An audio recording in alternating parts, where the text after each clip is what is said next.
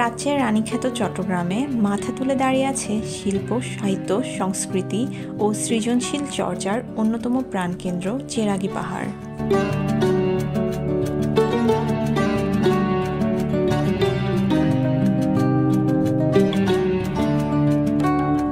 ইতিহাসবিদদের মতে 14 শতকে ইসলাম ধর্ম প্রচারের উদ্দেশ্যে সুফি সাধক বদর আউলিয়া আরব থেকে 11 জন দরবেশ সহ চট্টগ্রাম এসেছিলেন।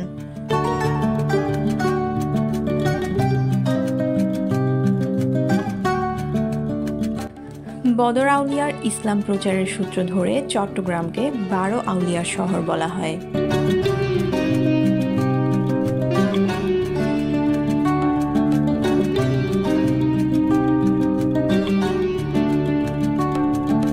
বদর আউলিয়া একটি অলৌকিক মাটির চেরাগ হাতে নিয়ে গভীর জঙ্গল দিয়ে একটি পাহাড়ের উপর উঠলে জিন পরীরা তাকে বাধা দিয়ে বলে তাদের আবাসস্থলে কোনো মানুষের স্থান নেই। রাতের অন্ধকার নেমে আসলে তিনি জিন পরীদের নিকট শুধু তার চেরাগ রাখার স্থানটুকু চাইলে তারা সম্মতি জ্ঞাপন করে। অতঃপর তিনি তার অলৌকিক চেরাগ জ্বেলে দিলে তা থেকে তীব্র তেজ বিকিরণ হতে থাকে এবং জিন পরীরা শরীরে প্রকট জ্বালা যন্ত্রণা অনুভব করতে শুরু করে। অবশেষে এক পর্যায়ে তারা চট্টগ্রাম ছেড়ে চলে যেতে বাধ্য হয় এবং আস্তে আস্তে এখানে মানুষের বসবাস শুরু হয়।